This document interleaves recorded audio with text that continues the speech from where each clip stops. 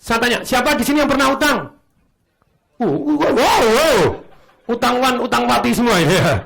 Saya juga pernah utang, Bapak Ibu. Saya tahu biasanya lebih murah dari Bukopin. Saya tetap utang di Bukopin 2 miliar, Bapak Ibu. Zaman waktu itu di toko buku Togamas. Bilang dong, why? BCA lama. Paling parah, BCA nggak ngasih. Logika utang kan siapa yang ngasih toh, ya? Betul? Sebetulnya bukan nggak ngasih, BCA waktu itu disentralisasi lebih dari 2M, berapa M itu harus ke kantor pusat lama. Lama, Bukopin cair dulu lupa. Bertahun-tahun utang dengan bunga di Bukopin lebih tinggi, tidak saya pindahkan ke BCA. Bilang dong, why? Gak urusan itu ya. Yang penting sudah dapat utang, propertinya dapat ya, ya. Propertinya bisa bayar, selesai, betul? Hidup damai. Logika orang utang tuh, ya akan utang kalau ada yang utangi, betul nggak? Anda murah kalau nggak utangi bisa nggak? Nggak bisa ya, tuh ya. Dan yang mudah, betul nggak? Kenapa BPR? BPR lebih aktif. Sekarang Danamon harus lebih aktif. Saya bilang, what yang Anda jual? Kredit rumah. Oke, who yang beli? Yang beli rumah. Yang beli rumah ada di mana? Where you can get pembeli rumah? Harus lebih tepat lagi. Di mana orang yang kelihatannya beli rumahnya kemungkinannya lebih besar? Orang yang datang di pameran, betul? Orang yang datang di open house, betul? Orang yang nelpon di iklan, betul? Anda sudah tahu where-nya, Anda bisa buatkan program. Programnya gimana? Aktif. Sekarang begini, kita langsung beli koran. Semua nih, tak kasih koran. Oke. Coba masing-masing langsung latihan telepon. Latihan? Kamu yang nomor 1, kita nomorin. 2, 3, 4. Kan jual rumah banyak tuh. Ini 30 orang training, masing-masing telepon satu. Oke, langsung telepon. Selamat siang, Pak. Boleh tahu ini propertinya dijual? Iya, Pak Angki. Propertinya di mana? Di sini. Oke, alamatnya gini. Oke, Pak. Bapak, saya dari Danamon membantu Bapak supaya propertinya terjual lebih cepat. Apakah diperkenankan? Perkenankan. Pak, kalau ada orang yang tanya properti, mau beli properti tempatnya Bapak atau datang sungguh minat, bilang ada dapat kredit didukung oleh Danamon. Cocok? Happy nggak? Berarti Pak Angki jadi marketing saya nggak? Karena dia kepengen propertinya laku atau laku. Kalau orang mau jualan kepengen laku nggak? Ya. Kalau orang keberatan, Danamon siap. Keren? Datang ke pameran properti. Datang ke pameran? Akan ada pameran. Sebelum pameran sudah datang langsung. Ini, gantian. Oh, pemiliknya Ibu siapa namanya? Oh, Ibu Felda misalnya. Ibu Felda adalah perusahaan properti yang lagi mau buka pameran. Buka apa? Saya tinggal ngomong sama Ibu Felda. Ibu Felda, apakah mau supaya kemungkinan properti Anda laku lebih besar? Mau, kalau gitu kita tulis didukung oleh Danamon. Boleh? Kita pasangin gini, kita pasangin orangnya nongkrong di tempat Anda untuk memproses kreditnya. Cocok? Mau kerja sama? Deal, selesai. Aktif dong? Ya toh ya? BCA Bank Mandiri, Bapak Ibu, terkenal raksasa, ya toh ya? BCA terkenal namanya bank cuek aja, ya toh ya? Karena dia duduk aja orang datang kok, karena bank transaksi kok. Jadi sering lupa aktif selling, ya toh ya? Marketingnya bagus, lupa aktif selling. Orang datang sendiri dengan bunga murah, nyari datang sendiri. Kurang aktif Bapak Ibu. Raksasa tertidur. Raksasa potensinya luar biasa banyak sekali. Kalau saya jadi presdiri di sana Bapak Ibu.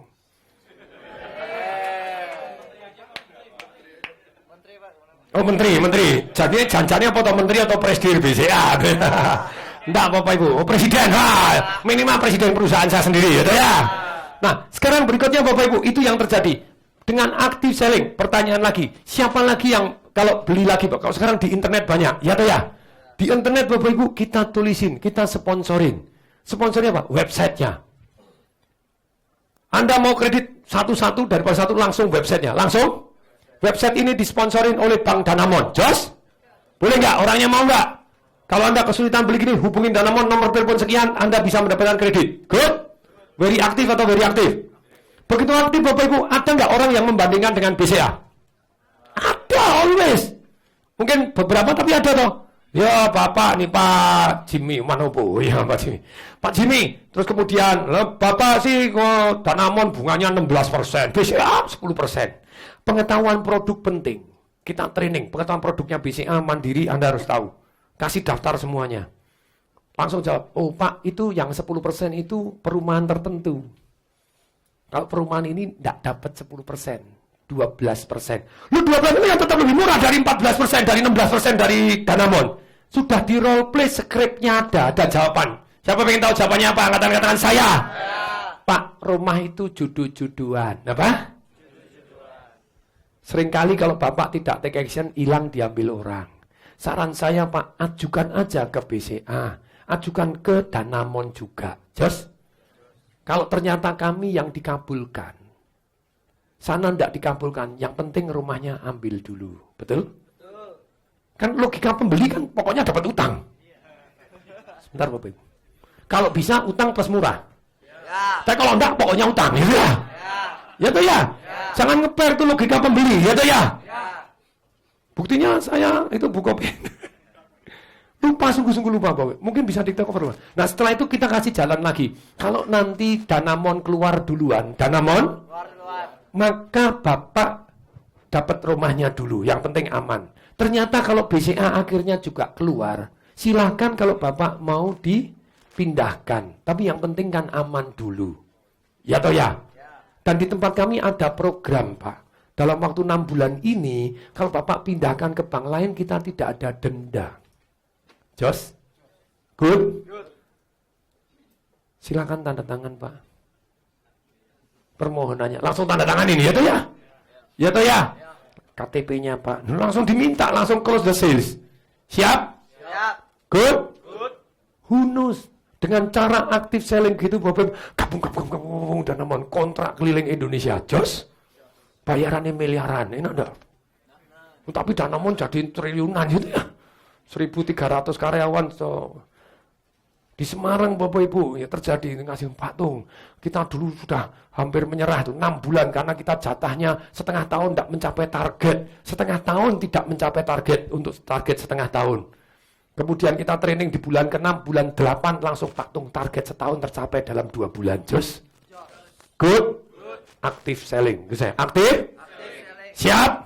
Nah, dengan demikian Bapak Ibu orang jadi handling objection-nya di role play. Handling objection-nya di role play Bapak Ibu. Bapak Ibu so many ilmu Bapak Ibu tak kasih jeda dulu 2 menit untuk mencatat. Siap? Siap. Oke, silakan Bapak Ibu. Duduk tegak, duduk tegak, duduk tegak. Tarik nafas panjang. Bosan pelan. Ha! Silakan tulis Bapak Ibu.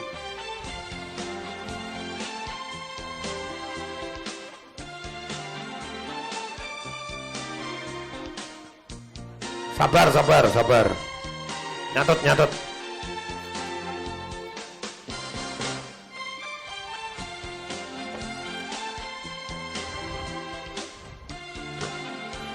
Tofi. Tulis Bapak Ibu. Gratis edamame tadi. Catat lagi. 100 meter. 50 meter. Belok di sini. Stop. Belok di sini. Gratis ini. Wah, itu jebret ulangi penting. Kalau tidak diulangi orang tidak ingat.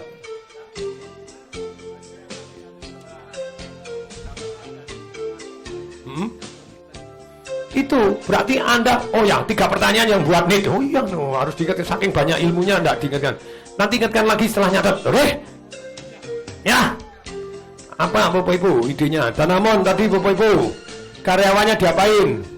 Role play, what yang Anda jual, kreditnya boleh Anda catat detail supaya Anda someday somehow masih ingat kata-kata saya. Mahal murah relatif, ya toh ya? Mahal murah? Ada hukum alam Bapak Ibu yang tidak bisa ditolak manusia. Mahal selalu dianggap lebih bagus secara umum. Wine tester Bapak Ibu, wine-nya sama persis. Botolnya dibuat beda Bapak Ibu, label harganya dibuat mahal. 120% tester yang paling hebat di dunia pun mengatakan, kenapa 120%? Karena ada yang suruh nyoba 2 kali, nyoba 3 kali, mengatakan yang mahal lebih bagus. Padahal sama persis. Hanya pengaruh botolnya sama tag harganya bagus.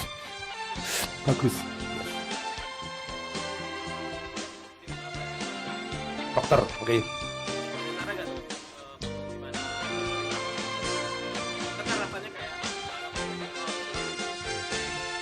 Jadi ada yang dokter, sama aja sih Bapak Ibu.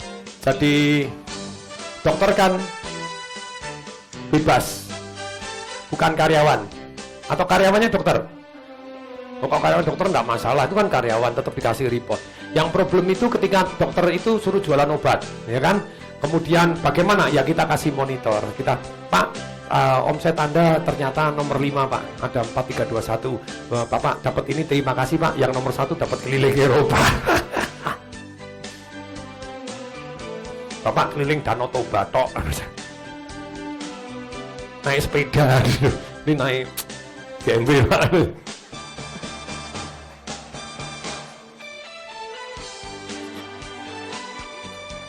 Ini nanya semua ini, wah, sabar loh. Kadang nggak usah nanya, nanti terjawab kok kalau sudah dibahas itu ya. Oke, tapi dicatat dulu Bapak Ibu, yang Anda ingat, catat detailnya. Ternyata, oh, buatnya di mana Dana Mon tadi ya, buatnya, oh gini lebih mahal itu relatif, mahal itu relatif. Logika pembeli beda dengan penjual. Penjual seringkali ngeper. Padahal pembeli, oh, butuh ya, kalau bisa memang murah. Tapi kalau nggak bisa ya, yang penting ada yang ngutangin ya. Nah itu kasih bukti BPR kok laku karena lebih aktif. Anda males saja tuh ngomong untuk berhenti gitu ya. Terus kemudian mindsetnya berubah, diputus surat malunya, berani menawarkan, turunkan di jalanan.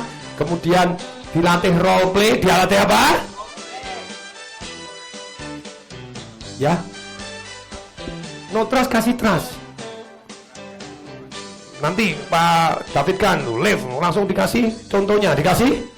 Nih kami digunakan Kagum Group, kami digunakan RS Polri, kami digunakan Raja Salman. Oke? Bahkan begitu deket, Bapak mau pakai itu, berani Pak. Itu dipakai Ibu Rina Ciputra loh. 2 tahun minta diganti lift kita. Lu itu kan made in China, sebutkan liftnya Bapak apa? Semua made in China. Betul? Jadi itulah Bapak Ibu, trustnya langsung timbul. Dan sometimes Bapak Ibu jurus hukum perbandingan itu kejam. Itu apa? Kejam. Saya share loh, kalau ditanya langsung jawabnya berondong keluar semua Bapak Ibu. Oke, contoh Bapak Ibu hukum perbandingan. Hukum apa? Begitu cepatnya Bapak Ibu. Sebetulnya banding itu yang etis, tidak boleh jelek-jelekin orang. Tapi tanpa sadar Bapak Ibu, kalau Anda pernah nonton film judulnya apa Pak Diki yang politik-politik yang main Sandra Bullock sama George Clooney. Terus kemudian jadi nyeponsorin presiden di Meksiko untuk pemilihan presiden di apa itu di daerah itu, judulnya apa? Oh, our brand is crisis. Crisis is our identity atau apa gitu ya? Oh, crisis is our brand. Sandra Bullock. Nah itu dia Sandra Bullock itu pakar marketing di Amerika kalah. Dia mau presiden kalah. Terus dia diam mengundurkan diri karena kalah gitu ya. Padahal dia pintar sekali. Terus kemudian direkrut sama satu daerah berkembang, negara berkembang Meksiko atau apa ya. Nah terus kemudian presiden incumbent itu kalah, nomor 5, nomor berapa. Terus kemudian dia ngasih coach. Peng. Sampai satu dia dulu dikalahkan dengan hoak. Dengan apa? Dengan saracen. Dengan apa? Dulu dia dikalahkan. Terus kemudian dia bilang, kalau mau menang, dia pakai jurus yang dia sendiri sebetulnya tidak sesuai dengan hati nuraninya. Jelek-jelekin lawannya. Donald Trump spesialis jelekin lawannya. Donald Trump itu menang jelekin. Oh, partai hoaknya keren Bapak Ibu. Itu jelekin sungguh loh. Kalau debat bareng itu kan dia saranya nggak aru-aruan Bapak Ibu. Kecil gitu toh. Kalau dia ngomongin gimana? KT gitu. Apa pantas presiden KT gitu. Besok disebut namanya. Misalnya, saya nggak ngerti, nggak ingat Bapak Ibu. Tapi plus minus ini. Misalnya, Bernie siapa itu? Bernie KT apa gitu Bapak Ibu. Dikasih julukan gitu Bapak Ibu. Sadis atau sadis banget. Dan dia sering kali Bapak Ibu membuatkan kalimat-kalimat yang orang sadis bener Bapak Ibu. Sadis. Karena orang itu suka, nggak suka. Dan kemudian berita pembetulannya sering kali nggak pernah dengar. Betul? Jokowi dihoakkan Bapak Ibu, pergi pada waktu umroh, bajunya terbalik Bapak Ibu. Padahal fotonya dibalik, kejem banget loh Bapak Ibu. Lu masuk gini, Islam apa itu? Itu Islam abangan, Islam apa? Dan di stempel, orang yang nggak ngerti, baca, Oh iya iki dudu Islam sing bener gitu ya toh.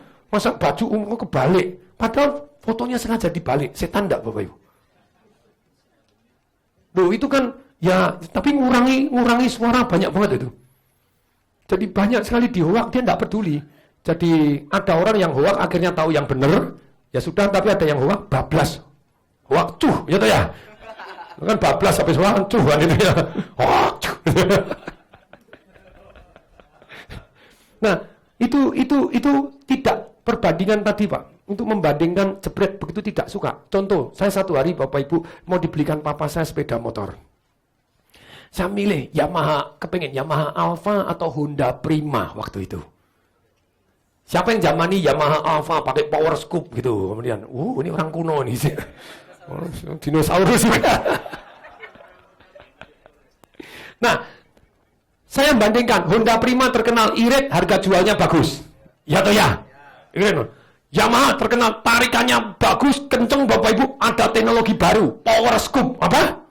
Power scoop itu ternyata Bapak Ibu di tempatnya sarang mesin yang saya dipasangin mangkok dua gitu. Jadi power scoop supaya anginnya masuknya lebih banyak. Cuma itu tok Bapak Ibu. Terus Yamaha Alfa bentuknya baru, jadi bentuknya lebih baru daripada Honda Prima. Honda Prima sudah bentuknya rada kuno, Yamaha Alfa keluar, wah kelihatan streamline, kelihatan kenceng, power scoop, wah dengan teknologi lebih baru. Saya bingung milih mana yang harga jual bagus, ngirit, atau yang cepat keren, kan itu ya. Saya datang ke Honda Prima, kemudian datang ke yang jualan Yamaha. Yang Yamaha satu kalimat langsung saya beli Yamaha. Siapa pengen tahu kalimatnya apa? Angkat-angkatan saya.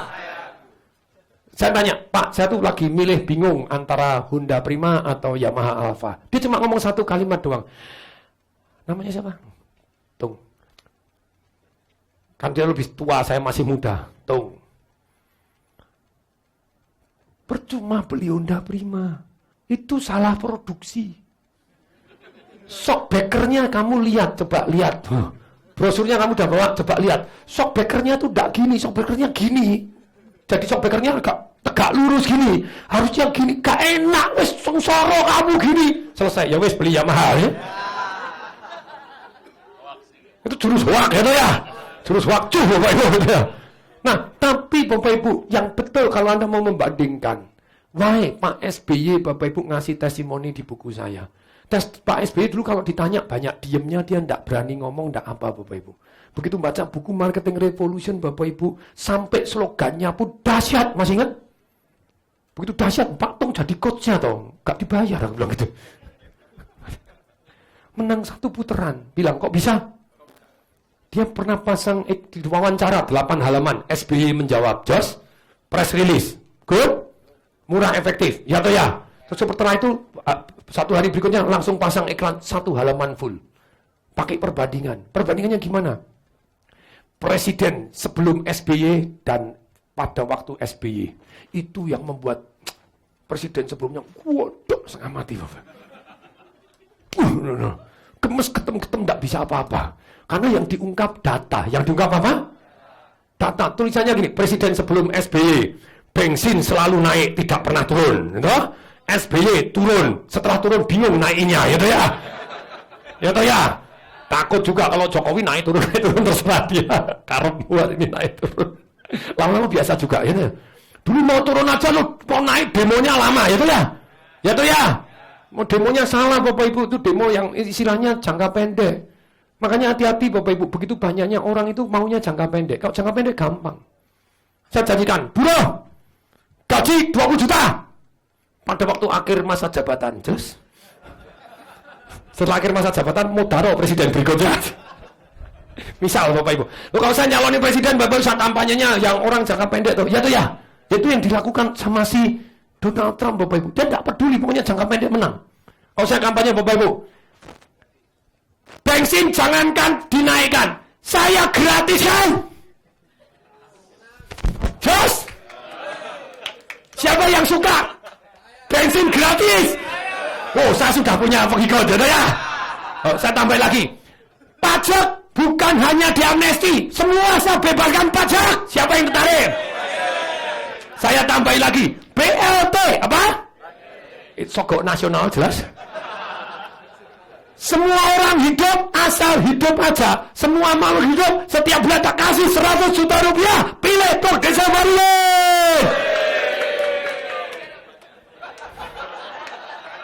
Selesai jadi presiden? Negaranya bangkrut masa bodoh. Nepati janji, mbuh. Itu Bapak Ibu, yang crisis is our brand. Itu presidennya, wah menjanjikan macam-macam. Ketemu di demo gini, tenang, kami tidak begini. Begitu jadi presiden, lupa semua Bapak Ibu. Loh, Donald Trump sama toh. Meksiko dipagar, dan yang bayar pagar, Meksiko, pilih saya. Saya ini mana? Betul nggak?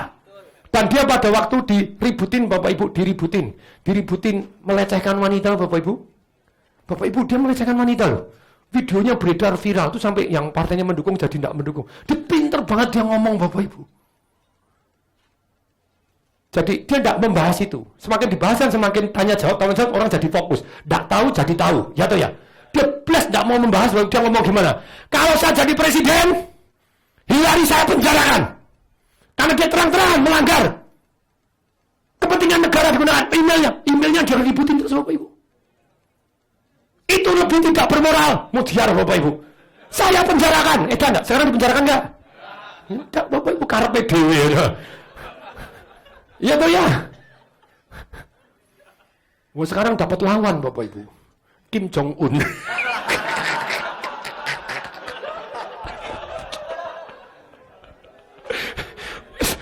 Ebat. Buat dunia tadi apa ya?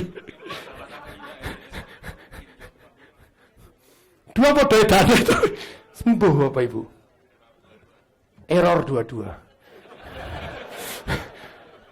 Error kuadrat, error pangkat 3. Itu embuh negara gimana enggak tahu itu. Semoga baik. Sebetulnya kalau mau cerita Bapak Ibu, saya cerita presiden di Amerika yang sebetulnya paling brengsek sedunia sepanjang sejarah. Siapa yang pengen tahu? Bukan Donald Trump. John F. Kennedy. Super brengsek Bapak Ibu. Tapi Bapak Ibu, the last 6 months, dia jadi one of the greatest president di Amerika Bapak Ibu. The last 6 months dia memerintah Bapak Ibu. Dia brengsek luar biasa Bapak Ibu. Dia tidak peduli Bapak Ibu. Istrinya orang dia tidak peduli. Embat Bapak Ibu. Sampai ada lorong rahasia untuk melarikan diri presiden itu untuk memasukkan cewek Bapak Ibu. Termasuk Marilyn Monroe, termasuk begini, dan Marilyn Monroe itu tanda kutip setengah dibunuh Bapak Ibu. Karena jadi tidak bisa dikontrol Bapak Ibu. John F. Kennedy wis flamboyan, tidak bisa dikontrol, tidak mikirin negara, mikirin cet-cet terus Bapak Ibu. Tapi in the last 6 months, Bapak Ibu, dia become one of the greatest president on US history, on planet Earth, Bapak Ibu. 4 hal yang membuat dia jadi the greatest in the last 6 months. Siapa yang pengen tahu? Angkat tangan katakan saya. 1, dia ngomong begini. Jangan tanya apa yang negara berikan padamu. Tanya pada dirimu, apa yang kau berikan pada negaramu. Fenomenal, ya toh ya? Ya toh ya? Yang kedua, Bapak Ibu, yang fenomenal lagi apa Bapak Ibu? Sebelum akhir dekade ini, kita akan daratkan manusia ke bulan. Very fenomenal. Ya toh ya? Yang ketiga Bapak Ibu, dia menyelamatkan perang nuklir. Yang setelah bertahun-tahun kemudian baru dibuka. Yang dia menjadi one of the greatest president on planet. Satu hari Bapak Ibu, Kuba itu dekat Amerika Bapak Ibu. Dikirimin nuklir sama Uni Soviet. Diseludupkan nuklir, mendadak pangkalan nuklirnya siap di Kuba. Kalau dari Soviet nembak, dulu belum sampai Amerika Bapak Ibu. Kim Jong Un sekarang juga susah mau sampai Amerika, belum roketnya kehabisan bensin dulu Bapak Ibu gitu ya. Nah jauh, tapi kalau di Kuba mau ke Washington mau kemana, hajar nuklirnya rata Amerika. Karena sudah di Kuba Bapak Ibu. Langsung ribut Bapak Ibu, pangkalan jenderalnya ngancam juga. Keluarkan nuklir dari Kuba atau perang. Jenderalnya gitu Bapak Ibu. Terus kemudian si John F. Kennedy ngomong bagaimana? Telepon sama Khrushchev. Kalau gini tidak bisa, telepon pribadi. Oke ya, keluar jadi dari situ. Pertama kali Khrushchev, kalau enggak kita perang loh. Oke. Pertama kali jawabannya oke.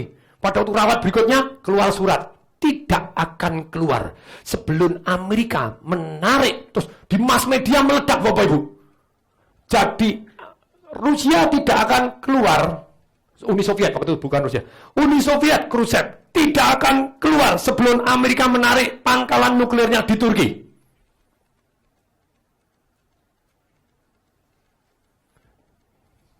Di koran Bapak Ibu. Kok di koran itu sudah harga diri? Sudah harga? Makanya kalau nego Bapak Ibu, itu ada yang namanya stereo, ada yang namanya mono. Kadang di stereo, di depan umum, tidak iso ngalah. Oh presiden pengecut. Masa ditarik? Di Turki sudah bertahun-tahun di sana. Pangkalan nuklir. Nuklir bisa ke Soviet. Ceder, rata Soviet. Sekarang pasangi Kuba fair dong. Minta dimundurin fair dong. Tapi kalau John F. Kennedy bilang, oke, saya tarik. Besok dipilih lagi nggak? Nggak, presidenku pengecut. Ya atau ya? Ya atau ya? Wah, mana bisa gini-gini? Jenderalnya rapat, tidak bisa. Tak mau, tidak boleh tarik. Bahkan sudah merencanakan serang duluan. Attack duluan. Ratain duluan. Sebelum mereka kita sikat duluan. Sudah merencanakan untuk serbu. Hari ini sebetulnya Amerika merencanakan serbu Korea, Bapak Ibu. Sudah, Bapak Ibu. You must understand this one, Bapak Ibu. Kena Donald bebek Trump tadi, Bapak Ibu.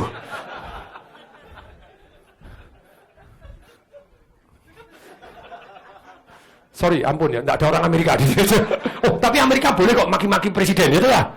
Ya tuh ya? Kalau di Uni Soviet, Bapak Ibu mau maki presiden itu harus antri, gitu ya. Komplain antri dulu. Lihat protokoler. Kalau di Korea hilang kan? Nah, tapi sekali lagi Bapak Ibu, ini Bapak Ibu. Jadi sudah menyiapkan untuk nyerbu untuk begini Bapak Ibu. Rapat, finalisasi. Ancam-ancamnya sudah memuncak. Perang nuklir, atau Amerika ngalah. Dia tidak bisa Bapak Ibu ngalah seperti itu. Terus kemudian lagi rapat sama militernya.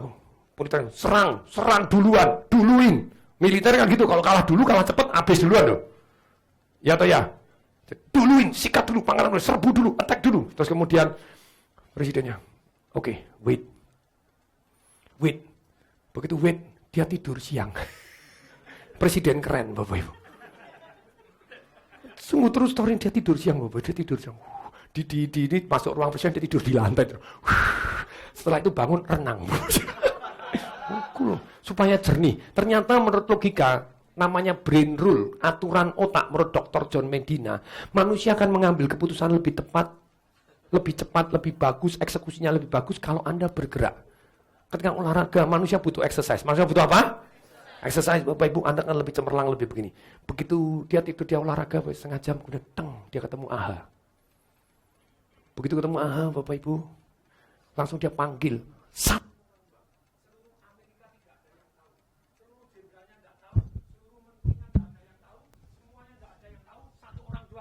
Yang dipercaya dia, Jaksa Agung. Adiknya dia, Bapak Ibu. Jack Kennedy, Bapak Ibu, gitu ya. Dipercaya, dipanggil, kamu pergi ke kedutaan besar Rusia. Ya, kedutaan besar Rusia, kamu minta telepon langsung private, one on one.